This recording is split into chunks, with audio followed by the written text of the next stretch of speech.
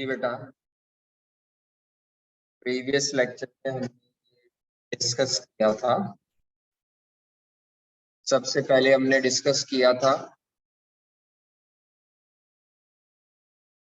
Annuity cash flows क्या होते हैं। बस वे खामोश हो गए। एन्युटी कैश फ्लोज की खूबियां थी। Series of equal cash flows होते हैं। जस्ट रिवाइज कर रहे हैं क्योंकि हमने नोट से कंसल्ट नहीं की थी। बस वैसे मैंने ज़बानी कलामी बताया था। तो series of equal cash flows होते हैं, रेगुलर इंटरवल पे होते हैं और लिमिटेड टाइम पीरियड। ये एन्युटी की डेफिनेशन है। एन्युटी कैश फ्लोज क्या होते हैं? मिसाल उसने क्या दिया है, प्रीमिसेस का आप एनुअल रेंटल पे कर रहे हैं। तो अगर आप 2,50,000 per annum annual rental premises का पे कर रहे हैं तो वो एक एग्जांपल है। इसी तरह अगर आप कोई एनुअल फिक्स्ड इंटरेस्ट पेमेंट कर रहे हैं लोन, तो वो भी एनुअटी एग्जांपल है। कोई भी ऐसी इसी तरह गाड़ी का मंथली लीज रेंटल पे कर रहे हैं या एनुअल रेंटल दे रहे हैं, दैट आर एग्जांपल्स ऑफ एनुअटी। एनुअटी तीन तरह की। इसके बाद दूसरे नंबर पे हमने बात की तीन तरह की एन्युटी है, ऑर्डिनरी एन्युटी, एन्युटी ड्यू और तीसरा डिले। ऑर्डिनरी एन्युटी की पहचान है कि सीरीज है वो स्टार्ट कहाँ से होगी, 1 से, ठीक है, एंड ऑफ ईयर 1 से, और इसमें एंड ऑफ ईच ईयर का फिगर लिखा होगा। एन्युटी ड्यू जो है वो 0 से स्टार्ट होगी और इसमें एंड ऑफ ईच ईयर की बजाय क्या लिखा होगा, बिगिनिंग। तो इसको सॉल्व करने का, इसकी प्रेजेंट वैल्यू निकालने का फॉर्मूला होता है equal annual cash flow into annuity factor. इधर होता है एनुअल कैश फ्लो प्लस जो जीरो वाला है annual cash flow into annuity factor. इसके मध्य मुकाबिल कुछ बच्चों ने क्यूएम में ये फॉर्मूला पढ़ा होता है, annual cash flow multiplied by 1 plus annuity factor. ये भी ठीक है। मसलन अगर 0 से 3 तक का है तो 0 का फैक्टर 1 होता है और अगले 3 सालों का फैक्टर आप कैलकुलेट कर सकते हैं। ठीक है, ये फॉर्मूला भी पढ़ा हुआ है कुछ बच्चों ने।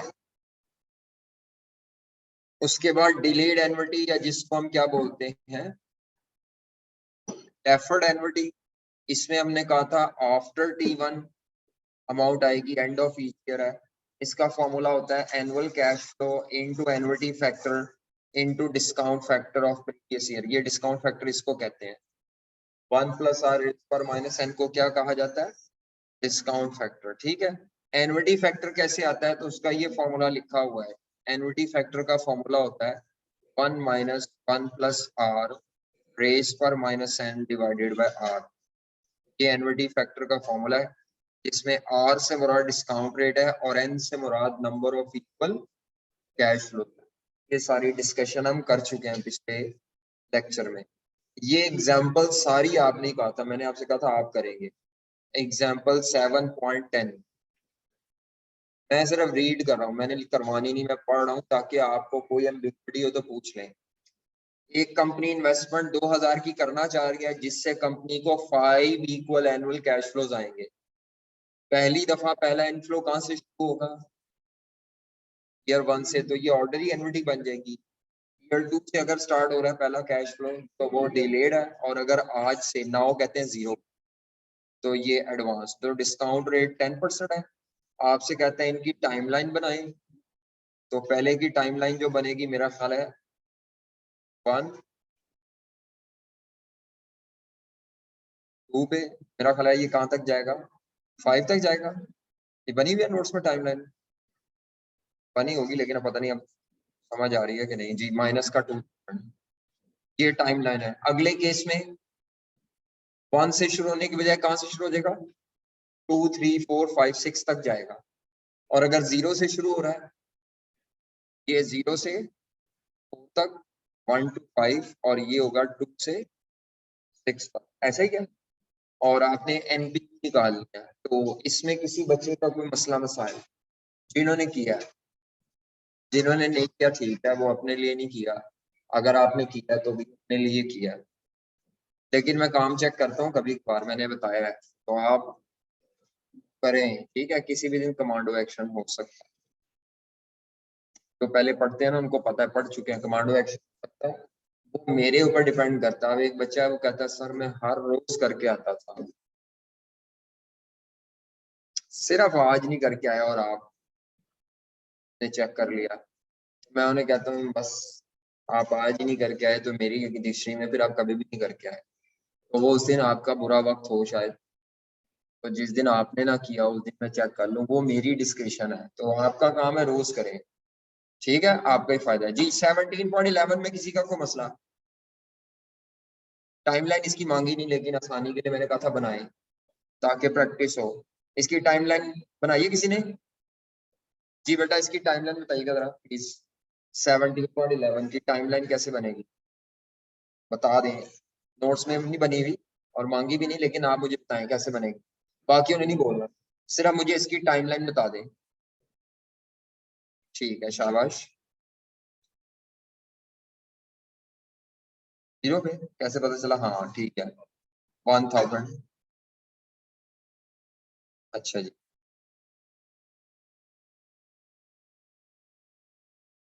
ये 4 तक जाएगा। 5 इक्वल कैश फ्लोज का, हाँ 4 तक ठीक है। नेक्स्ट आगे वो कितने? 1।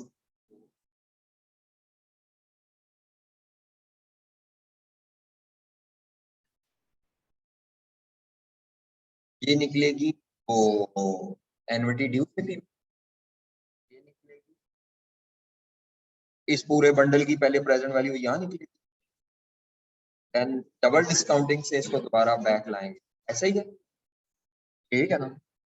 बाकी अब आप कर लीजिएगा। अब जिन्होंने किया है उनको मसाइल होते डेफिनेटली वो पूछेंगे। ये आई कैप की बुक की है, आई कैप की बुक वाली जरूर करनी है।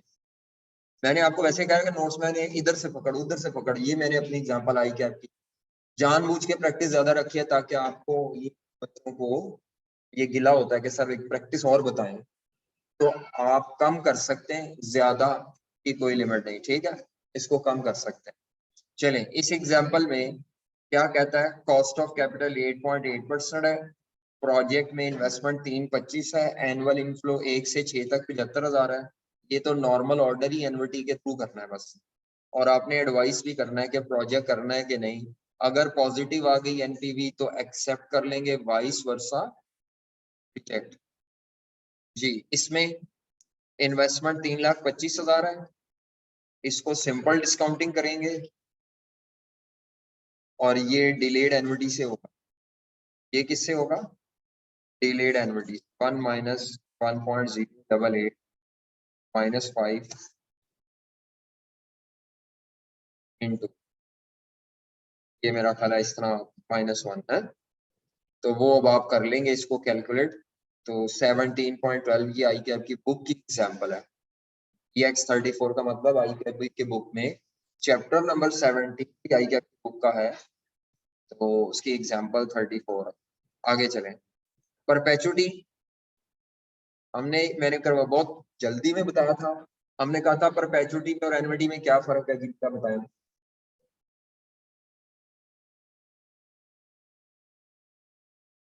हाँ equal cash flows regular interval पे हो, ये एनविटी में भी है परपेचुटी में भी कॉमन है। फर्क सिर्फ क्या है?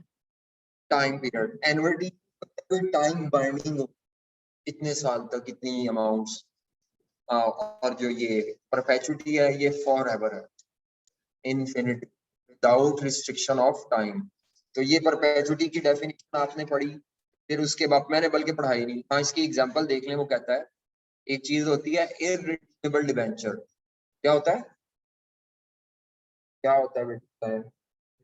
काउंटिंग में होता है, हमारे लिए होता है, हम पढ़ेंगे वैसे, नहीं भी पता तो मसला नहीं। क्या होता है इररिडीमेबल डिबेंचर?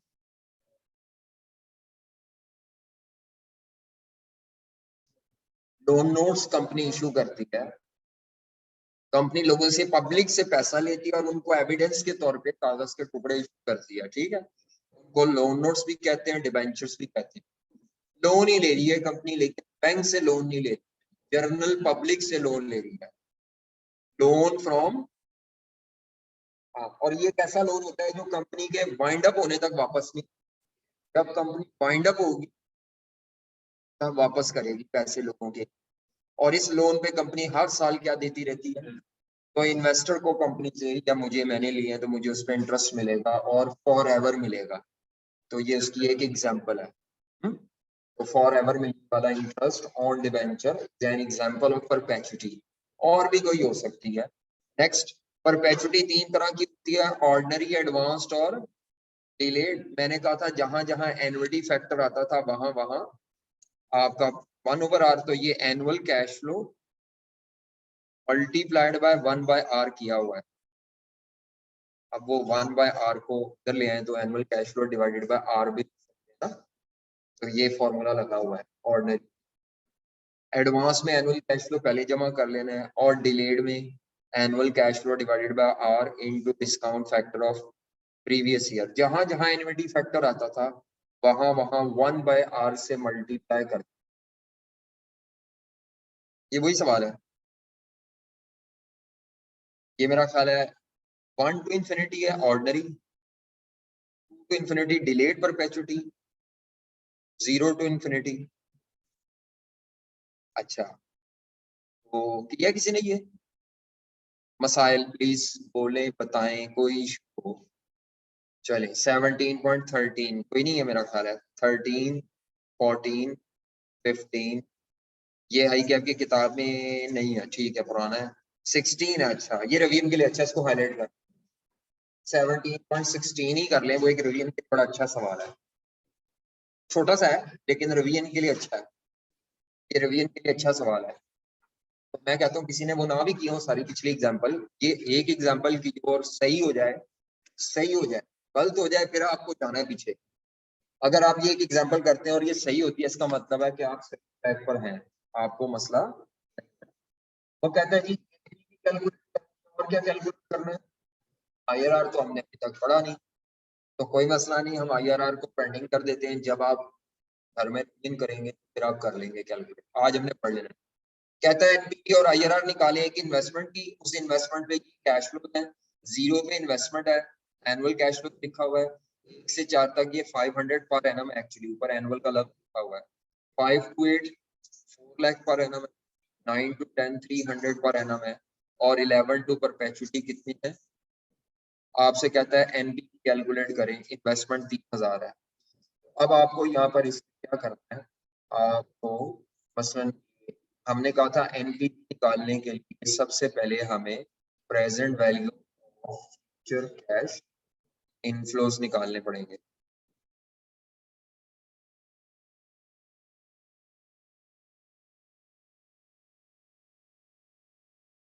तो ये जरा सिंपल सा टेबल होता है, present value of future cash inflows 1 to 4 है, इसमें ऑर्डिनरी एनुअलिटी का फॉर्मूला लगाएं। ऑर्डिनरी एनुअलिटी का फॉर्मूला होता है annual cash flow into annuality factor.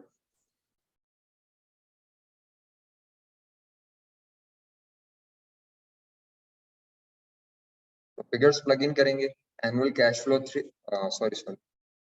500 per annum,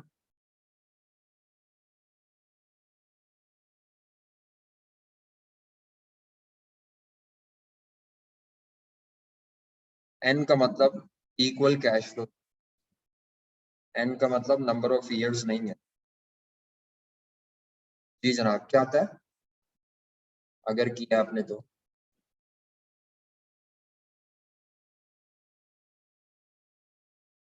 0 के बस इतना ही है। अच्छा 30 कॉमन है, 1 6 5 to 8, 5 to, जी भाईजान आपने करवाना है, लास्ट मैन 5 to 8, ये कैसे, ये बताएं कैसे किया?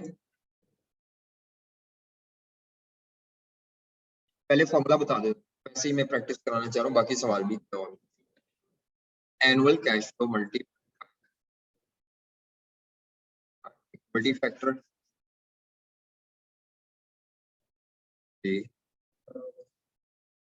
Plus R minus N। अब फिगर्स लिख पाए, 400 पर एनम जी,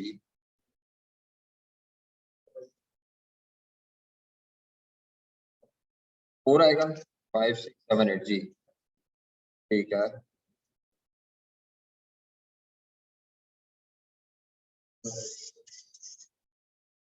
हाँ जी, -4 ही है, बिल्कुल हाँ जी, 5 8 है। ये सारे बंडल की पीपी 4 पे निकलेंगे। क्या आंसर आता है? थोड़ा बहुत राउंडिंग ऑफ एरर होगा, वो मसला नहीं, आप मैंने पहले बताया है। मैं आपको छोटे छोटे अमाउंट्स को मैं अहमियत नहीं देता। एनुअल कैश फ्लो, आपका आई क्या बड़ा मेहरबान है, वो भी राउंडिंग ऑफ एरर से नंबर नहीं काटता। कल परसों मैं इंडियन सीए के बारे में वीडियो देख रहा था, तो वो राउंडिंग ऑफ पे बच्चे फेल हो रहे हैं। मसलन किसी ने राउंड डाउन कर दिया तो उन्होंने राउंड अप किया हुआ अपने आंसर में, उन्होंने राउंड अप किया है, राउंड अप किया है, उनकी बॉडी ने राउंड डाउन किया है, बच्चा फेल। फाइनल का, फाइनल लेवल का बच्चा फेल सी। तो मैं कह रहा था हमारा आई कैप तो बहुत मेहरबान है, अल्लाह देख लें। वो कोहराम मचा हुआ है वहां पे ये है कि वो आपके आंसर, तो आप करके, हाँ वहाँ ये कल्चर है आंसर पीडीएफ, वो जो कहते हैं ना डिजिटल मार्केटिंग के, पता नहीं ई मार्किंग, वो ई मार्किंग जो एग्जामिनर के पास तो नंबर लगाए होते हैं सारी। तो ये चीज अच्छी है कि आप कॉपी इस पॉइंट के नंबर है, ये भी पता चल जाता है मेरे पेपर की चेकिंग मिस्टेक पे नहीं। अच्छा जी बेटा, आवाज कट रही है, मैं इंडियन चार्टर्ड अकाउंटेंसी की आत्मा रोज रहा हूँ, और आपके आई कैप की मैं तारीफ कर रहा हूँ, और मैं कह रहा हूँ या अल्लाह उनको वो मिलता। हाँ हाँ जी बेटा, आवाज आ रही है, काइंडली कंफर्म करें। जी बच्चों, चले आ रही है जनाब, आवाज आ रही है, अब आ रही है। आपने ज्वाइन रखना है ना, आपने मुझे इधर से ही सुना।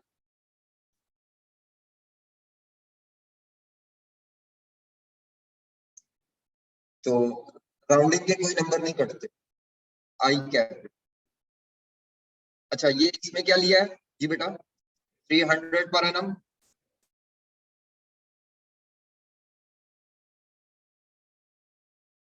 माइनस -2, हाँ जी 9 और 10 2 डिवाइडेड बाय 0.08, -8, -8 sorry 89, 11 to infinity. Present value निकालनी है, एनुअल कैश फ्लो, ये भी डिलेड परपेचुइटी है, इनटू एनुअलिटी फैक्टर की जगह 1/r, 100 है मेरा ख्याल है।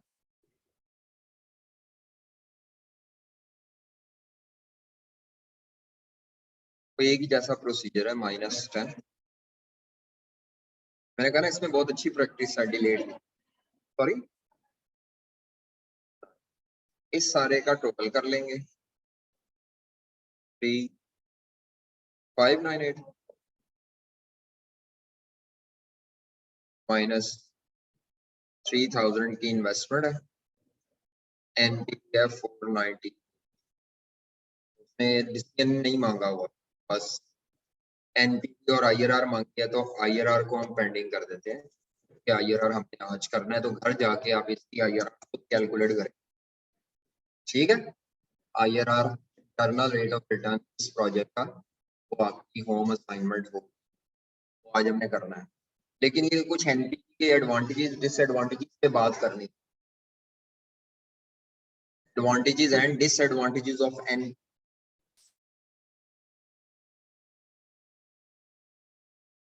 ये हम नहीं कर पाए थे लास्ट टाइम, ये दोबारा बताऊंगा, ये एडवांटेज डिसएडवांटेज दोबारा करवाऊंगा।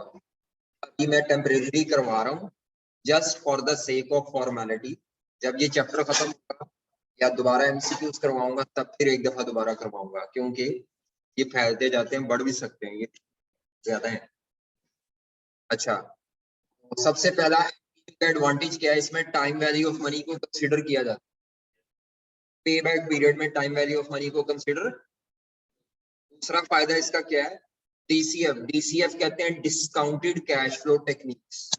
एनपीवी और आईआरआर इनको डिस्काउंटेड कैश फ्लो टेक्निक्स कहा जाता है, डिस्काउंटेड कैश फ्लो टेक्निक्स। बल्कि टेक्निक चलो कह दो, ये सिर्फ यहाँ एनपीवी की बात हो रही है, वैसे आईआरआर भी डिस्काउंटेड या प्रेजेंट वैल्यू की बेस पे निकलती है। तो डिस्काउंटेड कैश फ्लो टेक्निक में क्या इस्तेमाल, प्रॉफिट इस्तेमाल नहीं होता। तो पहला एडवांटेज मैं हाईलाइट कर देता हूँ, पहला time value of money consider होती है which is. Number two, profit की बजाय क्या इस्तेमाल होते हैं। उसके बाद ये वाला पॉइंट तीसरा, पे बैक के अगेंस्ट लिखा हुआ है, पूरी लाइफ के कैश फ्लोज कंसिडर होते हैं। पे बैक में होता है ना, कुछ सालों के कैश फ्लोज देखते हैं, बाद वाले सालों के कैश फ्लोज इग्नोर हो रहे हैं। एनपीवी में ऐसा नहीं है, पूरी लाइफ के कैश फ्लोज की पीवी निकाली जाती है। देखें, पूरी लाइफ के कैश फ्लोज काउंट, कुछ सालों के नहीं। उसके बाद वो कहता है कि एक ऐसी फिगर है जो आपको आज की टर्म्स में वैल्यू बताती है कि आज आपकी आज आपका की वैल्यू एडिशन। जैसे यहाँ +498 है, तो इसका मतलब है आज आपकी पॉकेट से पैसे जाएंगे, आज आपकी पॉकेट में जो पैसे आज की टर्म्स में आएंगे दैट वुड बी 498। तो आपकी value addition in terms of day कितना होगा। तो ये फ्यूचर टर्म्स में नहीं बताता,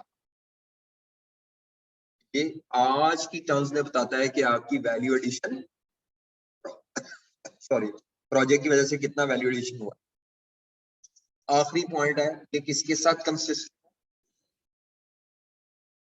क्यों, मैंने आपको बताया था कि का आंसर डॉलर्स में या रुपीज में होता है, और हर वो मेथड जिसका आंसर रुपीज में डॉलर में है और प्लस में है, इससे पता चलता है कि हमारे शेयर्स की मार्केट वैल्यू में इतने मिलियन डॉलर का इजाफा होगा अगर हम ये प्रोजेक्ट करते हैं। समझ आ रही है। तो इससे हमें पता चलता है कि शेयर होल्डर की वेल्थ में इजाफा है क्या कमी है। उसने क्या एज्यूम करें, अगर एनपीवी पॉजिटिव है, अगर एनपीवी नेगेटिव हो तो वेल्थ बढ़ती नहीं है बल्कि उल्टा वेल्थ, फिर हम ऐसा प्रोजेक्ट, हम ऐसे प्रोजेक्ट को क्या कर देते हैं, रिजेक्ट कर देते हैं। यहाँ अभी हमने 4 या 5 एडवांटेजेस पढ़े हैं। डिसएडवांटेजेस पर अगर या लिमिटेशंस पर आते हैं, तो सबसे पहला लिमिटेशन ये है कि जो लोग को फाइनेंस का सब्जेक्ट पढ़ रहे हैं, जैसे हम लोग हैं, फाइनेंस के एक्सपर्ट जो होते हैं, फाइनेंस के एक्सपर्ट जो, उनको टाइम वैल्यू ऑफ मनी का पता होता है। जिन्होंने कभी फाइनेंस नहीं पढ़ी, बैकग्राउंड नहीं, उनके लिए टाइम वैल्यू ऑफ मनी का कॉन्सेप्ट थोड़ा मुश्किल है, उनको ये बात थोड़ी समझ नहीं आती। मतलब उनके लिए बिल्कुल नया कॉन्सेप्ट है। ये बात, प्रेजेंट वैल्यू क्या है, फ्यूचर वैल्यू क्या है, टाइम वैल्यू, वो बंदा जिसकी अकाउंटिंग एंड फाइनेंस की बैकग्राउंड है वो आसानी से समझ सकता है। वो बताना चाह रहा है कि अंडरलाइन कॉन्सेप्ट्स कॉम्प्लिकेट। जिन लोगों ने कभी भी अकाउंटिंग और फाइनेंस का कोई सब्जेक्ट नहीं पढ़ा, आपको पता है बोर्ड ऑफ डायरेक्टर में जाके आपने प्रेजेंट करना है डॉक्यूमेंट कि हमें ये प्रोजेक्ट करना चाहिए क्योंकि इसकी एनपी इतनी पॉजिटिव। बीच में कुछ ऐसे डायरेक्टर भी बैठे होंगे जिनकी अकाउंटिंग और फाइनेंस की बैकग्राउंड ही नहीं होगी, उन्होंने अपनी कभी आज तक की एजुकेशन में अकाउंटिंग फाइनेंस का कोई सब्जेक्ट पढ़ा ही नहीं। वो आपसे कहते हैं ये क्या होती है एनपी, आप कहते हैं नेट प्रेजेंट वैल्यू, वो क्या होती है, फिर आप उसको बताना शुरू कर देते हैं, तो बात एक डिफरेंट तरफ निकल जाती है बोर्ड में। नो डाउट बताएंगे, आप बताएंगे, आपने जस्टिफाई करना, आपने प्रोजेक्ट विन करना है, बोर्ड से अप्रूवल लेना है। लेकिन ये प्रॉब्लम एक फाइनेंस के एक्सपर्ट को आती है कि यार हर दफा मुझे बताना पड़ता है, हर दफा बोर्ड में कोई नया डायरेक्टर आ गया, हर दफा चला है। अगर बोर्ड में वो लोग हैं जिनकी सारे वही हैं, जिनकी अकाउंटिंग फाइनेंस की बैकग्राउंड है, कभी ना कभी बीएस में कोई अंडर ग्रेजुएट ने कोई कोर्स पढ़ा था, एनपीवी जरा सुना था, देन वो तो ठीक है। लेकिन जिसने कभी नहीं सुना, वो बंदा हैरान होगा, खास होगा जिनकी केमिकल फील्ड में एक्सपीरियंस है, टेक्सटाइल का है। ठीक है, हर तरह के फर्म इदारों में आपने जॉब करनी है ना, ये तो नहीं है कि आपने सिर्फ ऑडिट फर्म में ही जाके बैठना। ऑडिट फर्म तो ट्रेनिंग के बाद जब जॉब शॉप पे जाएंगे फिर आपको मसाइल आएंगे। उसके बाद नेक्स्ट कहता है जो आपका कॉस्ट ऑफ कैपिटल का रेट होता है जिसके ऊपर आपने एनपीवी निकालनी होती है, उसके बारे में अनसर्टेनिटी है। यानी अगर वो इनकरेक्ट हो जाए, कॉस्ट ऑफ कैपिटल इनकरेक्ट होने से आएगा, आपकी पॉजिटिव होनी चाहिए, वो क्या हो, नेगेटिव हो सकती। जी आवाज नहीं आ रही? आवाज क्लियर नहीं है। उन्हें फिर क्या माइक दे देना, वो माइक भी नहीं दिया आज, वहाँ हैंड फ्री टाइप कुछ नहीं दिया। उन्हें वो दे दें सामान जरा, वो फिर बच्चे कट रही है वो इसलिए क्योंकि माइक शायद कोई नहीं। मैं दोबारा मंगवा लेता हूँ माइक। उन्हें क्या यार माइक दे दें, वो जो हैंड फ्री टाइप हो। क्लियर नहीं है ना? हाँ ठीक है, करते हैं कुछ। पता नहीं अब ये क्या मेरे नेट का मसला है या क्या है। ये हम वैसे भी क्लास का लेक्चर ही पढ़ रहे हैं अभी, ये हमने पिछले वीक में नहीं किया था, पिछली क्लास में। आप पढ़ लें जरा, इसको रीड कर लें एक दफा।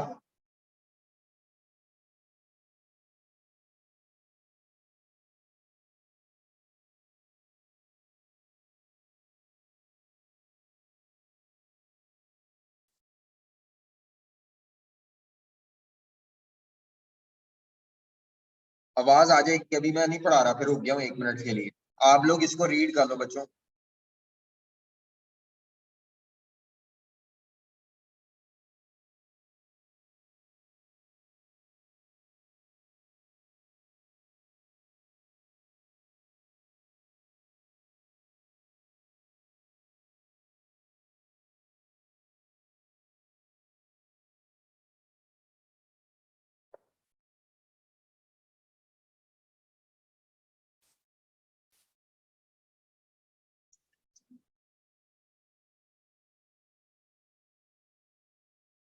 कोई आवाज का मसला नहीं हल हो, ये मुझे लगता है हो जाएगा अब। अच्छा, उनको यार सारी है कि तो कोई दे दे हो सही है नहीं है। जी बेटा आवाज आ रही है, काइंडली कंफर्म करें। ये तो रिकॉर्डिंग में भी मसला आता है ना बाद में, क्या तो हो ना अभी लाइव में मसला है, बाद में वहां पे भी कटती है आवाज। जी बेटा आवाज आ रही है, क्लियर आ रही है? काइंडली कंफर्म करें, कोई मसला तो नहीं। ये दे दिया करें लाजमी, चलो थोड़ी बचे ना। वो आवाज बाज दफा ये है कि मैं इधर साइड साइड में तो सकता ना मसला। अच्छा जी ठीक है, ओके थैंक यू। आ जाए बेटा, तो क्या डिस्कस कर रहे हैं हम? पहला डिसएडवांटेज ये है एनपीवी का या लिमिटेशन, कि जिन लोगों की अकाउंटिंग और फाइनेंस की बैकग्राउंड नहीं हो उनको ये समझना थोड़ा सा मुश्किल है। दूसरा प्रॉब्लम ये कि एनपीवी जो है वो कॉस्ट ऑफ कैपिटल के ऊपर डिपेंडेंट है, और कॉस्ट ऑफ कैपिटल एस्टिमेट होती है। उसकी एस्टिमेशन में अगर कोई अनसर्टेनिटी, कोई प्रॉब्लम, कोई एरर है, तो वो एरर ऑटोमेटिकली एनपीवी में शिफ्ट हो जाता है। फॉर एग्जाम्पल आपकी कॉस्ट ऑफ कैपिटल 10% होनी चाहिए थी और आपकी एक्चुअल एनपीवी पॉजिटिव आनी चाहिए, लेकिन हमसे गलती से कॉस्ट ऑफ कैपिटल जो एस्टिमेट हो गई वो 15% हो गई, और हमने एनपीवी जब निकाली तो माइनस में कैलकुलेट होने के बाद प्रोजेक्ट रिजेक्ट हो गया, हालांकि वो प्रोजेक्ट एक्सेप्ट होना चाहिए।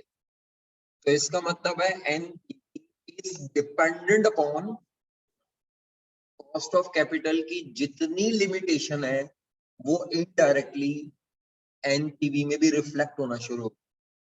यहाँ पे कॉस्ट ऑफ कैपिटल को क्रिटिसाइज किया जा रहा है, और एनपीवी को इसलिए क्रिटिसाइज किया जा रहा है क्योंकि वो एनपीवी के बगैर निकल ही नहीं सकती। एनपीवी प्रेजेंट वैल्यू है ना, डिस्काउंट रेट के बगैर तो आ ही नहीं सकती। ऐसे फैक्टर होता है जो मैं छोड़ सकता तो मैं छोड़ देता।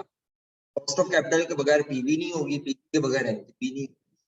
तो ये एक बड़ा इंपॉर्टेंट एलिमेंट है कॉस्ट ऑफ कैपिटल, और उसकी एक्यूरेसी, उसकी एस्टिमेशन में कंफर्मेशन बड़ी जरूरी है। किसी किस्म का कोई भी डाउट है दोबारा एस्टिमेट करो उसको, ये कहना चाह रहा है वो। तीसरा पॉइंट क्या है, एनपीवी में जो हम एस्टिमेट्स लेते हैं, जो भी डाटा दिया होता है वो एस्टिमेट होता है या एक्चुअल होता है? हाँ, एस्टिमेट अबाउट फ्यूचर होता है कि अबाउट पास्ट? तो फ्यूचर में तो आपकी सेल प्राइस एस्टिमेट भी थोड़ी है कि सेल प्राइस भी हो, सेल प्राइस भी इससे ज्यादा हो सकती है, वेरिएबल कॉस्ट भी इससे ज्यादा हो सकती है, ठीक है? तो कोई भी हो सकती है, एक मिनट दीजिएगा जरा प्लीज।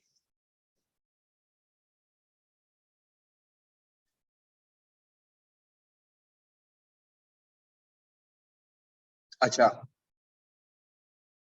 एनपीवी में फ्लॉ ये है कि हम इसमें सेल प्राइस, सेल यूनिट्स और वेरिएबल कॉस्ट की एक फिगर लेते कई दफा, जिसका मतलब है हम डेडली श्योर हैं कि ये फिगर, हालांकि हमारे एस्टिमेट गलत हो सकते हैं।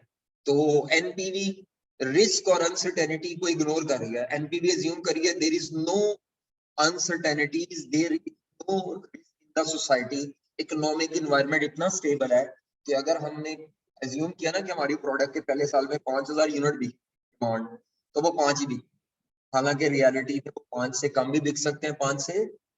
तो इस चीज को कैलकुलेट करने के लिए आपको 5000 से कम की भी एस्टिमेशन करनी चाहिए, 5000 से ज्यादा की तमाम पॉसिबिलिटीज काउंट करनी चाहिए और प्रोबेबिलिटी असाइन करनी चाहिए, ताकि इस रिस्क और अनसर्टेनिटी को कवर किया जा सके, ठीक है? लेकिन एनपीवी फिलहाल अभी तक जितनी एनपीवी हमने पढ़ी है उसमें काउंट नहीं किया। फाइनल क्या करेंगे, फाइनल में जाके आप कोशिश करेंगे, ठीक है? समझ आ रही है बात आपको? आवाज आ रही है? उसके बाद एक और प्रॉब्लम है एनपीवी के साथ, जिन इदारों के पास पैसों की शॉर्टेज होती है, जिन इदारों के पास पैसों की, वो NPV shortage of the resources को अपने अंदर इनकॉर्पोरेट नहीं कर रही। यानी एनपीवी कहती है पॉजिटिव है तो सारे प्रोजेक्ट कर लो, पैसे थोड़े हैं तो छोड़ दो। लेकिन मसला ये है कि मेथड में ये नहीं है कि लिमिटेड रिसोर्सेज की बेस्ट यूटिलाइजेशन होनी चाहिए। आपने अगर कॉस्ट अकाउंटिंग पढ़ी है तो वहां पे एक टॉपिक होता था लिमिटिंग फैक्टर, तो contribution per unit of limiting factor best होता था, तो वो वाला काम नहीं है। NPV per unit of limiting factor हम नहीं निकाल रहे। समझ आ रही है? पैसे की शॉर्टेज को हम नहीं कर रहे। अगर पैसे की शॉर्टेज है तो बस आप ये कर सकते हैं कि आप प्रोजेक्ट छोड़ देंगे, 2-4, 3 करने थे तो 1 कर लेंगे या 2 कर लेंगे, ठीक है? तो स्केर्सिटी ऑफ रिसोर्स एज्यूम करिए NPV there is no shortage of the resource. Pay back period की खूबी है कि वो शॉर्टेज ऑफ द रिसोर्सेज को केटर करती है। अच्छा, उसके बाद अगला प्रॉब्लम क्या? जी, इसमें आपका जो इन्वेस्टमेंट का साइज है, जो इन्वेस्टमेंट का साइज है और जो आपका रिटर्न है, उनको आपस में रिलेट नहीं किया जा रहा। इसका क्या मतलब है? इन्वेस्टमेंट का साइज और रिटर्न। मिसाल, मेरे पास 2 प्रोजेक्ट हैं, इसमें इन्वेस्टमेंट है 2 लाख, इसमें इन्वेस्टमेंट है 5 लाख। इसकी एनपी 20,000 और इसकी एनपीवी जो है वो 30,000 पॉजिटिव। अब दोनों में से एनपी कौन सा प्रोजेक्ट बेहतर है? बी वाला ना, ये ए वाला। एनपीवी की बेस पे इसकी 20,000 है एनपीवी, इसकी 30,000। मैंने कहा से अब 2 प्रोजेक्ट को कंपेयर किया जाएगा तो वो बेहतर होगा जिसकी हाईएस्ट पॉजिटिव एनपीवी है।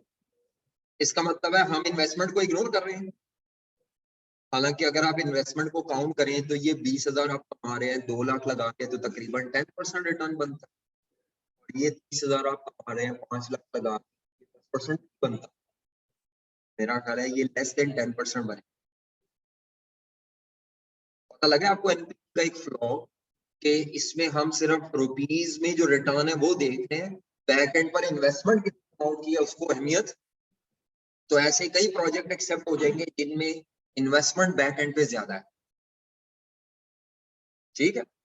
इन्वेस्टमेंट और रिटर्न को आपस में रिलेट करना चाहिए इस तरह परसेंटेज निकालकर, देन आप ज्यादा ग्राउंड पे फैसला कर सकते हैं। तो 2 लाख लगा के 20,000 आ रहा है, इसका मतलब है इन्वेस्टमेंट के अगेंस्ट हम 10% एनपीवी कमा रहे हैं। तो ये प्रोजेक्ट पे भी कम से कम 10% तो एनपीवी आनी चाहिए इन टर्म्स ऑफ परसेंट, लेकिन एनपीवी ऐसी कोई कैलकुलेशन परफॉर्म नहीं करती, वो तो बस कहती है ये कर लो, हालांकि एक्चुअली एक प्रोजेक्ट होना चाहिए। अच्छा, हसनैन क्या कहते हैं, सर अगर डिस्काउंट रेट ज्यादा हो तो एनपीवी माइनस होती है। जी बिल्कुल, और अगर डिस्काउंट रेट कम हो तो एनपीवी पॉजिटिव होती है। तो अगर एनपीवी जीरो हो तो डिसीजन कैसे लेंगे? एनपीवी जीरो होने का मतलब है कि आपका जो कमा रहे हैं आप उतनी कॉस्ट पे कर रहे हैं, तो आप दोबारा उसको फैसला दोबारा एस्टिमेट करेंगे कि गलती तो नहीं है, ठीक है, दोबारा एस्टिमेट करेंगे। याद रखें, एनपीवी जीरो होने का मतलब है कि आपने दोबारा उसको रीअसेस करना, तो गलती तो नहीं है एस्टिमेशन में बस। बाकी फिर वो आपकी चॉइस है। डिसीजन आप नहीं लिख सकते, डिसीजन आप या पॉजिटिव से लिखेंगे या नेगेटिव से। ज्यादातर किताबें, अमेरिकन जो किताबें वो कहती है एनपीवी जब भी ग्रेटर देन जीरो हो तो एक्सेप्ट करना है, जिसका इनडायरेक्ट मतलब है कि अगर जीरो हो या लेस देन जीरो हो माइनस में तो एक्सेप्ट इनडायरेक्ट। जी बेटा, जी ब्रेक इवन है, बिल्कुल break even, break even NPV कहते हैं। क्या चीज? हाँ, नुकसान भी कोई नहीं, पूरा पूरा ही बस प्रोजेक्ट अपनी कॉस्ट को कवर कर रहा है। हाँ, लेकिन कई दफा मैं बता दूं, कुछ ऐसे प्रोजेक्ट होते हैं जो आपके इदारे के फ्यूचर में बहुत आने वाले हैं और उनकी बहुत ज्यादा नहीं होती। इवन कई दफा जीरो या माइनस एनपीवी वाले प्रोजेक्ट भी हम कर लेते हैं, कहते हैं स्ट्रेटेजिकली इंपॉर्टेंट प्रोजेक्ट। वो फिर हमारा वो मजबूरी है, बाज दफा कुछ प्रोजेक्ट मजबूरी होते हैं जिनको करने से चाहे नेगेटिव, लेकिन वो स्ट्रेटेजिकली इंपॉर्टेंट प्रोजेक्ट आपके स्कोप पे नहीं है, वो फाइनल में जाके, और वो मेरे मुंह से निकल गया कि वो बाज दफा कुछ प्रोजेक्ट माइनस वाले भी किए जाते हैं लेकिन आपके लेवल पे नहीं। वो ये बात तो मैंने पिछली क्लास में बताई थी, नॉन प्रॉफिट ऑर्गेनाइजेशन माइनस वाले भी कर लेते हैं। उनका मकसद प्रॉफिट कमाना नहीं, उनका मकसद तो सोसाइटी। अगर फॉर एग्जांपल मेट्रो का जो ये प्रोजेक्ट है या कोई भी का प्रोजेक्ट नेगेटिव एनपी वाला, तब भी करो, बस वो कोशिश करेंगे, बस वो कोशिश करेंगे कि माइनस कम से कम हो। जी बेटा, आवाज आ रही है आप लोगों को जो घर से पढ़ रहे हैं? गवर्नमेंट कोशिश करेगी कि माइनस कम से कम हो, बस। आ रही क्लियर आवाज है? कोई मसला तो नहीं बच्चों? मेरा ख्याल है आपका नेट भी मेरे नेट के साथ ही कनेक्टेड है डेटा पे। अच्छा, क्लियर आवाज आ रही है बेटा? आवाज आ रही है? ठीक है, चले, अभी तक बचपन ने कहा क्लियर है, ठीक है। आज जी, आज हमने पढ़ना है इंटरनल रेट ऑफ रिटर्न। आज जो हमने टॉपिक पढ़ना है वो है internal rate of return. Clear आवाज है? आज हम पहले देख से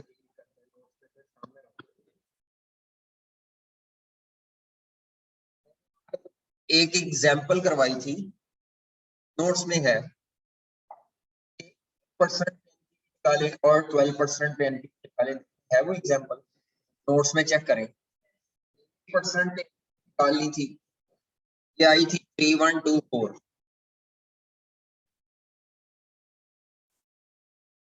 कितनी? 70 ये एग्जाम्पल आपने 8% के ऊपर डिस्काउंट किया था आपने, तो एनपीवी थी 3124 और ये -676 या 679, थोड़ा बहुत आगे भी, तो ये माइनस में, और ये आंसर रुपीज दोनों,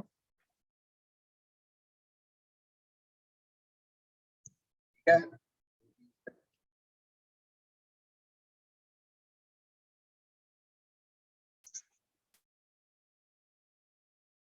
मैंने अभी थोड़ी देर पहले बताया है,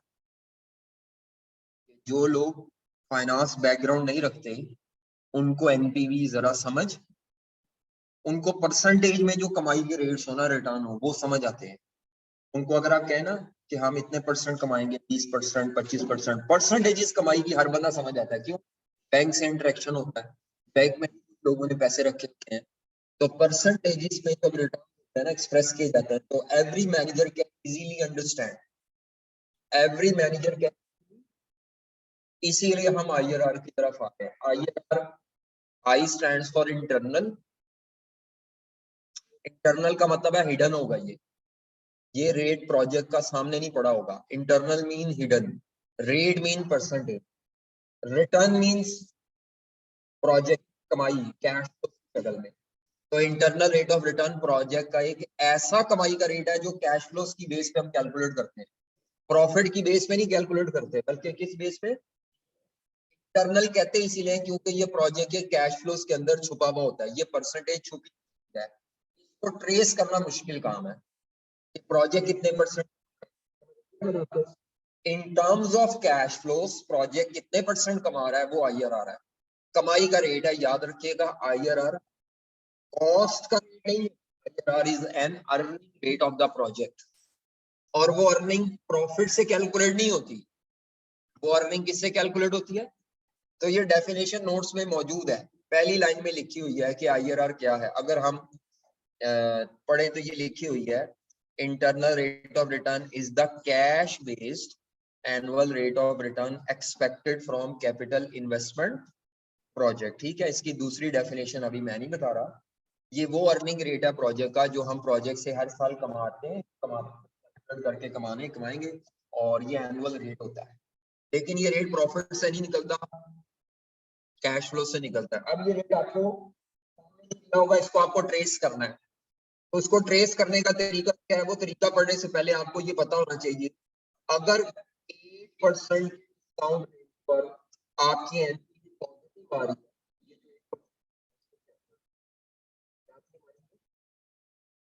अगर हम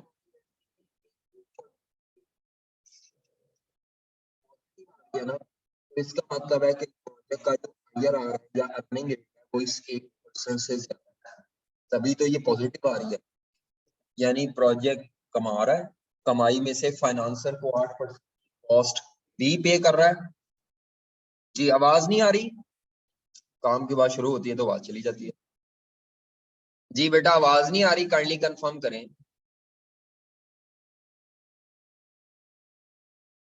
कट रही है बहुत, अब आ रही है, चलो मैं रिपीट कर देता हूँ, कोई नहीं मैं रिपीट कर देता हूँ। मैं ये बता रहा था 8% कॉस्ट ऑफ कैपिटल है, 8% कॉस्ट ऑफ, इस पे एनपीवी 3124 है, अगर एनपीवी पॉजिटिव हो तो उसका मतलब होता है कि प्रोजेक्ट का जो कमाई का इंटरनल रेट ऑफ रिटर्न है वो इस 8% की कॉस्ट से ज्यादा है, यानी project is earning more than.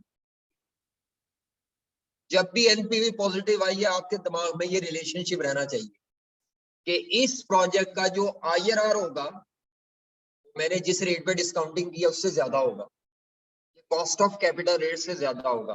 ठीक है बेटा, जो पढ़ रहे हैं घर से समझ आ रही है। जब भी एनपीवी पॉजिटिव है it means IRR of the project या earning rate of the project is more than 8% cost. अगर मैंने 12% पे डिस्काउंट किया तो अब मैं 12% कॉस्ट, अब एनपीवी क्या निकली है, नेगेटिव एनपीवी का मतलब है कि हमारा जो प्रोजेक्ट का अर्निंग रेट है वो इस 12% से कम है, यानी दो एनपीवी आपको एक रेफरेंस देती हैं, these two NPVs are point of reference, एक पॉजिटिव एनपीवी, एक कौन सी है, पॉजिटिव एनपीवी क्लू दे रही है कि IRR 8% से ज्यादा है लेकिन 12% कम है, 8 से ज्यादा है 12 से कम है कितना कमाई का रेट अभी नहीं पता, 8 से ज्यादा है, 8% से ज्यादा है और 12% से। अब मैं क्या शुरू करूंगा, मैं 8.1%, 8.2%, 8.3% इस तरह ना तकरीबन 12% निकालता रहूंगा। क्या करूंगा, कल के दरमियान परसेंटेजेस 8.1%, 8.2%, 8.3%, इसको कहते हैं हिट एंड ट्रायल मेथड। क्या कहते हैं इसको, मैं 8 और 12 के दरमियान, और फॉर एग्जांपल 11.5% एक ऐसा रेट है जिसपे जब मैं एनपीवी कैलकुलेट करता हूं तो वो एनपीवी बाय चांस आ जाती है 0। 11.5% पे एनपीवी क्या आ जाती है, 11.5% जीरो आने का मतलब है कि आपका जो कमाई का रेट है IRR वो कितने के बराबर, मैंने क्या होगा, मैंने बहुत, इसका मतलब है उस रेट पे आपकी कमाई और आपकी जो कॉस्ट है प्रोजेक्ट की वो दोनों क्या हो गई, बराबर। कई कहते हैं कॉस्ट बराबर हो जाए तो प्रोजेक्ट करने का क्या फायदा बेटा, ये हम तो IRR का रेट ज्यूम कर रहे हैं सारे, ताकि हम IRR का रेट ट्रेस कर सके। इज इट 8% और 12 इनमें से कॉस्ट ऑफ कैपिटल दोनों नहीं होगी कंपनी, बात समझे। 8% पे एनपी निकाली पॉजिटिव आ गई, 12 पे निकाली नेगेटिव आ गई, 8 से 12 के दरमियान मैंने को 15 20 22 रेट से ज्यूम किए, उन तमाम रेट्स पर एनपीवी निकाली, हर वो रेट जिस पे एनपीवी पॉजिटिव मैंने का नहीं, अभी IRR ज्यादा है, हर वो रेट जिस पे एनपीवी मैंने का नहीं है, और हर वो रेट जिस पे एनपीवी जीरो है, फिर उसको मैंने कह देना है कि यार ये अब यहाँ पे हमारी IRR रेट बराबर है, ठीक है। और ये लेबोरियस टास्क तरह करना, जब एनपीवी जीरो आ जाए वो रेट हमारा कमाई का रेट छुपा हो गया है, और ये छुपा हुआ रेट हमने ट्रेस किया with the help of cost. समझ आ गई। रियल लाइफ में तो एक्सेल में जरूरत ही नहीं है काम, एक्सेल में आप सिर्फ कैश फ्लोज लिखें और खुद ही वो सिलेक्ट करके फॉर्मूला लगाए, एक्सेल आपको IRR फटाफट बता देगा। ये जो मैं कर रहा हूँ ना हिट एंड ट्रायल, एक्सेल खुद कर लेता है, करने की मजबूरी है, पेपर के लिए मजबूरी है। तभी आपने जब QM पढ़ा होगा तो आपके टीचर ने कहा होगा दो रेट चाहिए, एक पॉजिटिव एनपीवी हो और एक क्या हो, नेगेटिव हो, ठीक है। नहीं समझ आ रही, अभी तक मैं क्या बता कर आया हूँ भाईजान, जरा बताएं क्या है जी, कमाई का रेट है कि कॉस्ट का रेट,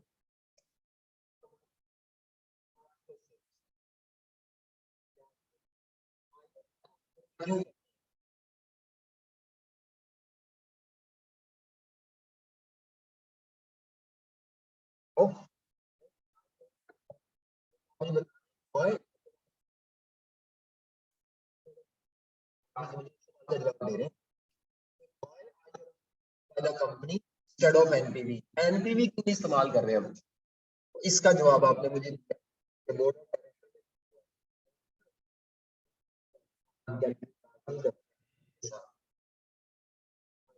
दसो सवाल की सी मेरा भला, नहीं मेरा सवाल था IRR को IRR क्यों कहते हैं, नाम की वजह पूछ,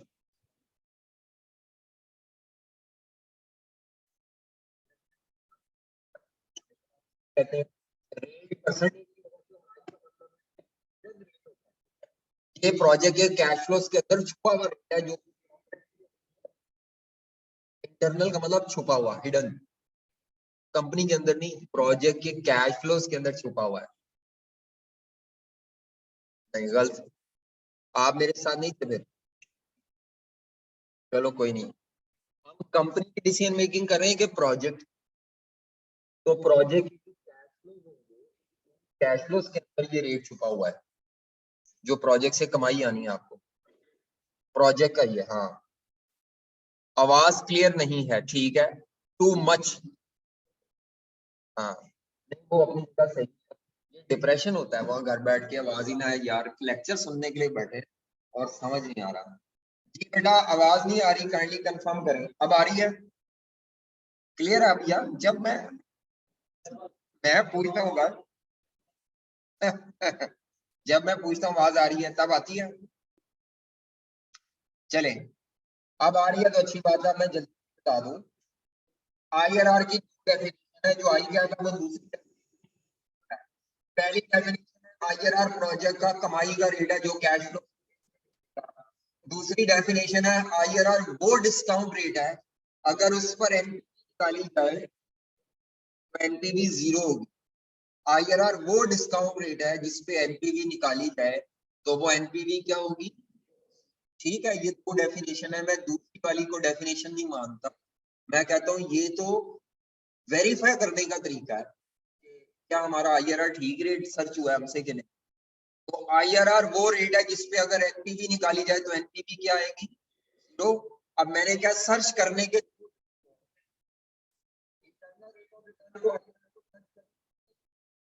ए को कहते हैं hit and trial. Hit and trial में आपको पेपर में खुद देगा 8 से 9 रेट्स दे देगा और कहेगा इनमें से बताओ कौन सा रेट IRR है। तो आपने 8 के 8 रेट पर 1 बाय 1 NPV निकालनी है। आपने उसको उस रेट को IRR डिक्लेयर कर देते हैं जो कि वेस्टेज ऑफ द टाइम है। MCQs में देख सकता है कि ये 5 रेट है, पांचों पे NPV निकाल के बताओ इनमें से कौन से एक को IRR कहूं। बाकी दूसरा तरीका हम QM में जो इस्तेमाल करते थे वो ये था कि ये जो 8% और ये जो 12% है इसके ऊपर फॉर्मूला लगा दें। क्या लगा दें, वो A माइनस बी माइनस ए इस तरह आप लिखते थे, मैं ये लिखता हूँ, उसको कहते हैं कैलकुलेशन फॉर्मूला। लो रेट ये फॉर्मूला यूज करेंगे हम, ये करेंगे फॉर्मूला, ऑल्दो इस फॉर्मूले में भी एरर है थोड़ी सी। लो रेट ये फॉर्मूला यूज करेंगे,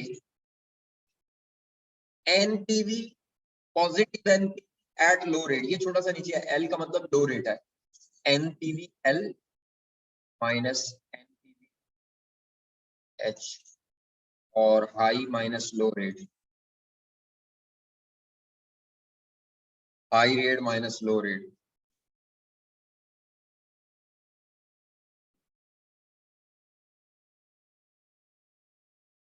ये फॉर्मूला है। आप इसको 80 से पढ़ते थे, आप लिखते होते थे परसेंटेज प्लस, ये भी लिख सकते हैं NPV, लेकिन मैं AB के चक्रों में नहीं पढ़ता, P into B minus A, ये आपने पढ़ा होगा QM में।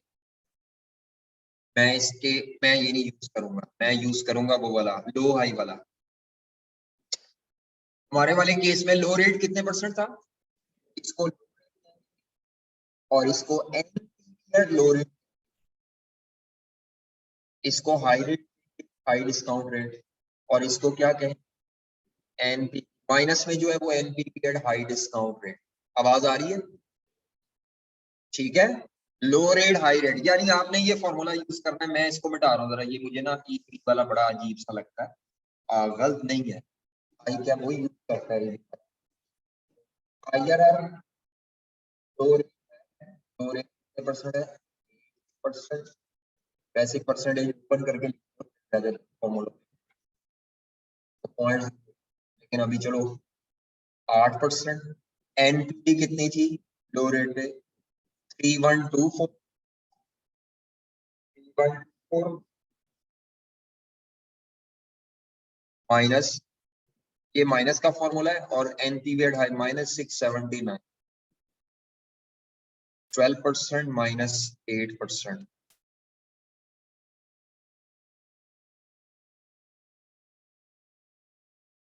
जी बेटा, तो आपने कैलकुलेटर पे ये 3124 है, ये बॉटम पे जो डिनोमिनेटर में इसको ऐड करें, प्लस करें, माइनस माइनस प्लस हो जाएंगे।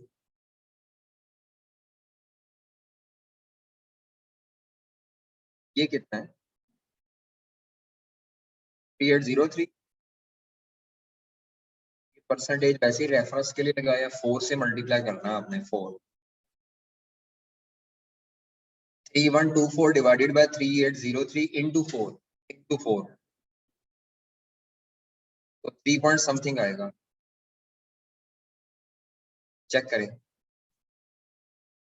क्या आता है, या परसेंटेज ओपन करके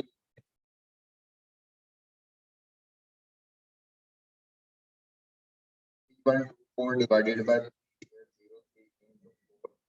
तो ये मेरे पास 3.29 आ रहा है,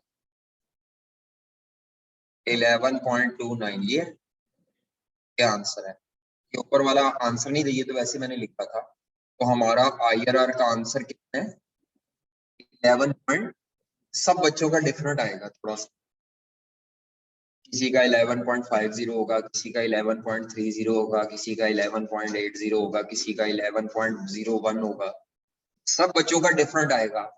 उन तमाम बच्चों का सेम आंसर आएगा जिनके दोनों रेट, जैसे यहाँ पर 8 और 12 लिया हुआ है।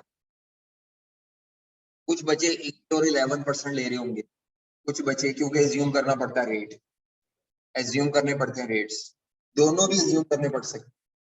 तो 8 और किसी बच्चे ने 8 और 14 किया है, ये रेट में जितना गैप ज्यादा होता जाता है ना, उतना फॉर्मूले में एरर बिल्ट इन होता जाता है। ये भी एग्जैक्ट आंसर नहीं है, it is an estimated IRR, क्या एस्टिमेटेड एक जजमेंट है। एग्जैक्ट आंसर सिर्फ एक्सेल पे आता है या फाइनेंशियल कैलकुलेटर, अदरवाइज आप कॉपी पे जितनी दफा मर्जी कर लें, आपका एग्जैक्ट आंसर नहीं आएगा। मेरी बात आपको समझ आ रही है? फॉर्मूला याद रखना है आपने बस, अब बाकी स्टोरी छोड़ दें। दो बातें, मेरी दो बातें बताएंगे, बल्कि दो नहीं तीन कह दो।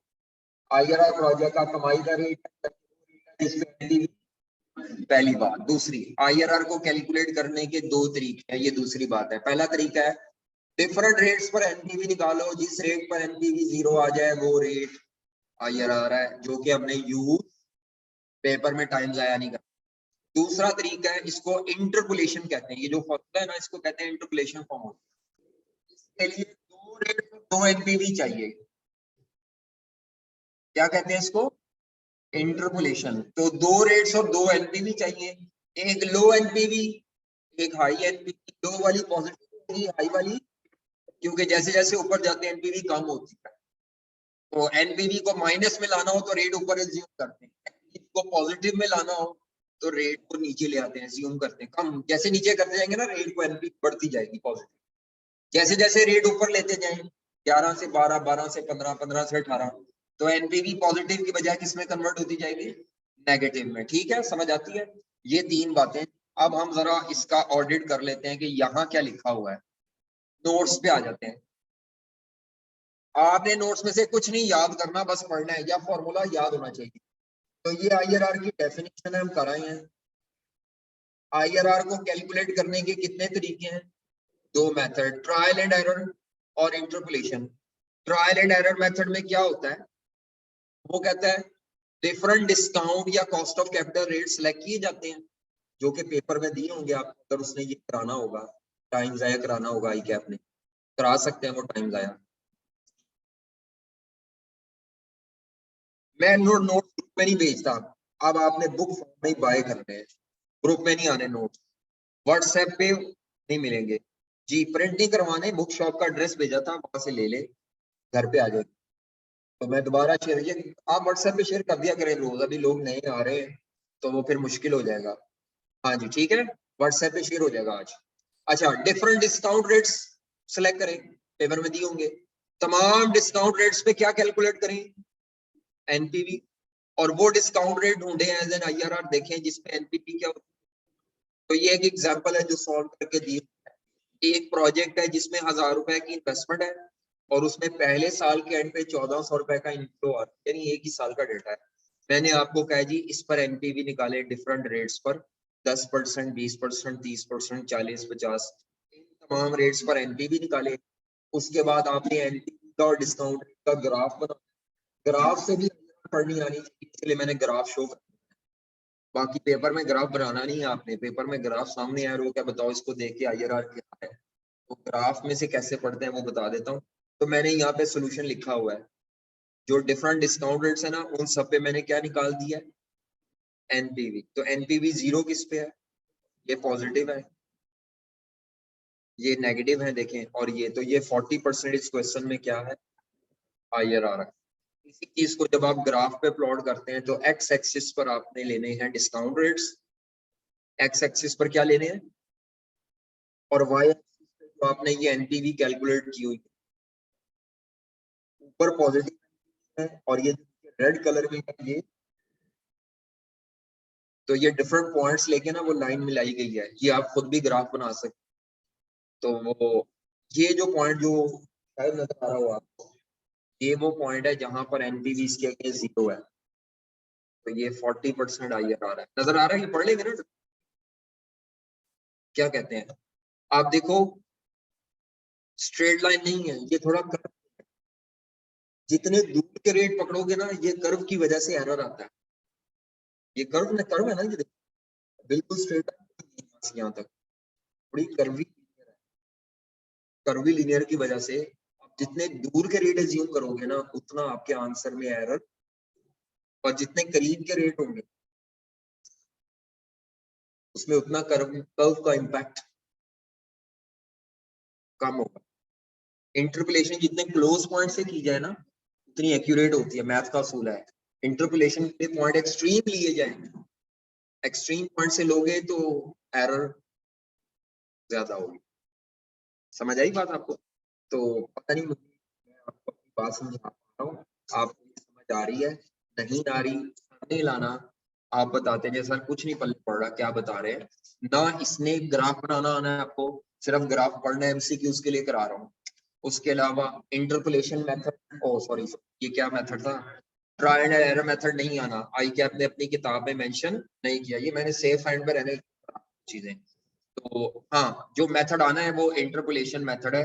उसमें आपने क्या करना है, आपने एनपीवी निकालनी है सबसे, और जो क्वेश्चन में given cost of capital rate है, अगर गिवन भी ना दिया हो तो आपने फिर एज्यूम कर लेना है। मैं एज्यूम कर लेता हूँ पहला रेट 10%, बस मैंने ये रटा लगाया हुआ फाइनल में भी, कि अगर उसने आईआरआर के लिए 2 रेट्स चाहिए, दोनों ना दिए हो, तो पहला रेट में क्या एज्यूम करूंगा, 10%।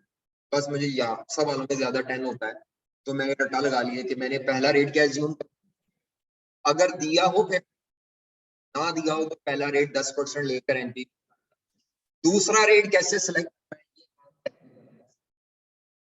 दूसरा रेट हमेशा एज्यूम करना पड़ेगा अगर उसने ना दिया हो, या जो कि नहीं दिया होगा, पेपर में आज तक नहीं दिया होगा, किताब में दिया होगा आई कैप में, लेकिन आई कैप का जो एग्जाम पेपर है मैं उसको रेट कई दफा पहला भी नहीं दिया होता, तो पहला ना दिया हो तो 10%। दूसरा रेट कैसे एज्यूम करना है, अगर आपने फॉर एग्जाम्पल आपने पहला रेट 10% था, आपने उस पर एनपीवी निकाली, पॉजिटिव आ गई, क्या आ गई, अब आपने दूसरा रेट 10% से ऊपर एज्यूम करना है ताकि एनपीवी माइनस में निकले। ये जो दूसरा करना है,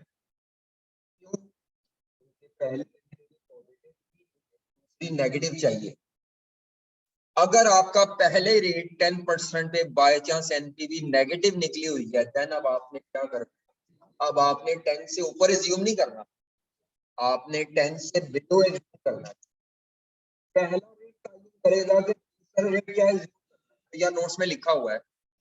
दूसरा डिस्काउंट रेट कैसे सिलेक्ट करना है, अगर पहली एनपीवी पॉजिटिव है तो दूसरा डिस्काउंट रेट हाई सिलेक्ट करें ताकि नेगेटिव एनपीवी आ सके, और अगर पहली एनपीवी नेगेटिव थी स्टेप 1 में, तो दूसरा रेट क्या एज्यूम करें, 2 रेट, ताकि एनपीवी क्या आ सके, पॉजिटिव। मेरी बात समझ आई आपको?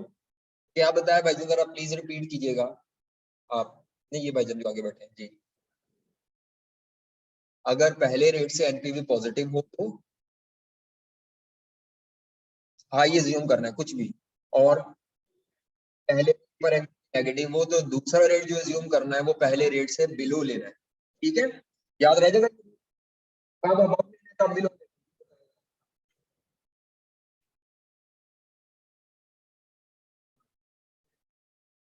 है। तो अबव लेना है ताकि नेगेटिव जबरदस्ती की। अब अबव कितना ऊपर जाना है, बिलो नीचे कितना जाना है, आप जो मर्जी करें, लेकिन कोशिश करें ऊपर जाते हुए डबल से ऊपर ना जाए। वैसे ही गाइडेंस है मेरी तरफ से। मसलन अगर आपको पहला रेट 10% दिया है तो कोशिश करें दूसरा रेट 20 से ऊपर ना हो, 18 14 जो मर्जी करें, लेकिन 20 से ऊपर ना जाए, और नीचे आते हुए 5 हाँ हाफ में ना आए। मतलब 10 का हाफ क्या बनता है, 6 ले लो, मर्जी, ठीक है, वो आपकी मर्जी है। मतलब 5 से नीचे भी आ सकते हैं, आपकी मर्जी है, नहीं है। आप कह नहीं जी हमने तो 5 से किया तो सर वो तो नेगेटिव नहीं हो, पॉजिटिव नहीं हो रही, तो फिर आप नीचे आना चाहते हैं तो आए, लेकिन बार बार नेगेटिव जबरदस्ती नहीं करनी, या पॉजिटिव जबरदस्ती नहीं करनी। Is it clear? जी बेटा सर स्क्रीन एनपीवी के डिसएडवांटेज को हो रही है।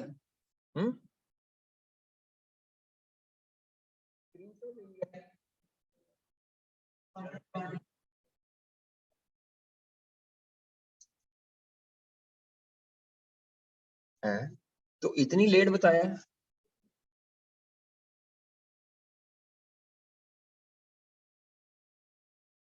सही स्क्रीन है। अच्छा शुगर लगा रहे हैं मेरा। चलो दादा नाल शुगर नहीं लाना तो फिर पापा नाल लाने कार। ठीक है कोई नहीं।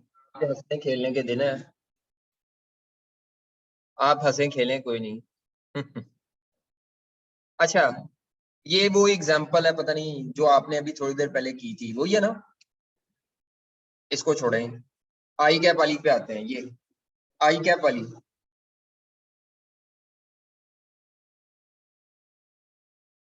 अच्छा क्या कहता है मैं पढ़ रहा हूँ। टाइम कम रह गया लेकिन चले हम पढ़ लेते हैं। आज वैसे हमने ज्यादा नहीं पढ़ा पिछला ही बस कवर किया थोड़ा सा। और आगे ये एग्जाम्पल कहता है एक कंपनी चाह रही है कि कम से कम उसको कितनी कमाई हो मिनिमम कितना रिटर्न कमाना चाह रही है 12%। ये उनका रिक्वायर्ड रेट ऑफ रिटर्न है। Required rate of return actually cost of capital होती है। ये कंपनी का रिक्वायर्ड रेट ऑफ रिटर्न है जो कंपनी कमाना चाह रही है। ये कंपनी की असल में original cost of capital 12%। I cap की किताब का क्वेश्चन है। उसने आपको खुद से एनपीवी निकाल के दे दी। ये प्रोजेक्ट के कैश फ्लोज हैं 4 साल लाइफ है इन्वेस्टमेंट है और आगे इनफ्लोज है 10% पे डिस्काउंट क्या हालांकि मेरे हिसाब से 12 भी करना चाहिए था पहला रेट। लेकिन आई के आपने खुद डाटा दिया कि 10% पे डिस्काउंट किया और दूसरी दफा कितने परसेंट पे डिस्काउंट किया 15%। यानी उसने क्वेश्चन में खुद 2 रेट्स और 2 एनपीवी दे दी है बाकी ये टेबल इररेलेवेंट है। तो ये लो रेट काउंट होगा 10% और ये एनपीवी लो रेट की होगी। ये एनपीवी जो है हाई रेट की और ये जो 15% है। आपसे कहता है आईआरआर को कैलकुलेट करें और डिसाइड करें कि प्रोजेक्ट को करना चाहिए या। तो डिसाइड कैसे करें अगर तो कंपनी के मल्टीपल प्रोजेक्ट्स हैं तो आईआरआर एक कमाई का रेट है। तो जिस प्रोजेक्ट का आईआरआर सबसे कम होगा ज्यादा होगा। जो सुन ले गौर से मैं क्या पूछ रहा हूँ जानबूझ के रुका हूँ। आईआरआर एक अर्निंग रेट है कमाई का रेट है। अगर 4 प्रोजेक्ट्स हों चारों में से कौन सा वाला बेहतर होगा जिसकी आईआरआर का रेट कम होगा या ज्यादा। क्योंकि आईआरआर एक अर्निंग रेट है ये जितना ज्यादा हो उतना बेहतर। मल्टीपल प्रोजेक्ट्स के केस में जिस प्रोजेक्ट का कमाई रेट सबसे ज्यादा है वो बेहतर है। और अगर एक प्रोजेक्ट है फिर तो कंपैरिजन करना है किसी चीज से फिर आप ये जो रिक्वायर्ड रेट ऑफ रिटर्न है ना ये इससे करें। कंपनी कितना कमाना चाह रही है रिक्वायर्ड या कॉस्ट से गिवन जो ये है। अगर रिक्वायर्ड से कम कमा रही है तो प्रोजेक्ट एक्सेप्ट नहीं होगा। 12% जो यहाँ पे है इससे ज्यादा कमा रही होगी तो प्रोजेक्ट एक्सेप्ट होगा। ये लिखा हुआ टेबल है। किसके लिए है सिंगल प्रोजेक्ट के लिए। तो अगर सिंगल इन्वेस्टमेंट प्रोजेक्ट है अगर सिंगल इन्वेस्टमेंट प्रोजेक्ट है तो कंपनी अपनी कॉस्ट ऑफ कैपिटल को और उसको मैच करेगी। इन दो चीजों को मैच करेगी आईआरआर को और अपने प्रोजेक्ट का सेट करना है जब आईआरआर ज्यादा हो। वाइस मल्टीपल प्रोजेक्ट के केस में वो प्रोजेक्ट सिलेक्ट होगा जिसकी आईआरआर सबसे हाईएस्ट है। ठीक है लोएस्ट नहीं हाईएस्ट। लोएस्ट सिर्फ वही चीज देखनी है पे बैक बाकी सब। हाँ जी अब ये इसमें तो कुछ नहीं करना सिर्फ फॉर्मूला लगाना है। चले हम अगर फॉर्मूला लगा लें लो रेट है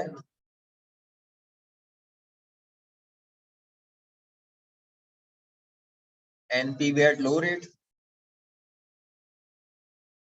एनपीवी एट हाई रेट। बस हम इसको वाइंड अप करें इसके बाद कि आपने अब जाना होगा आपकी शायद आगे क्लास हो जी। ये को बचा किसी ने सॉल्व किया हो 11 पॉइंट 29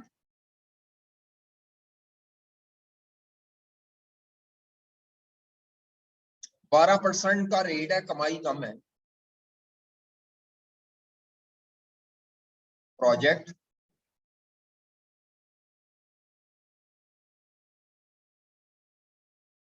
अंडरटेकन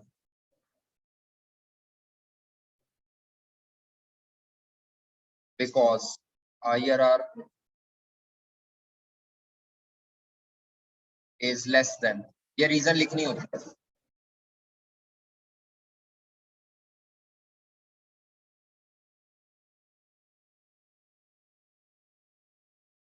बस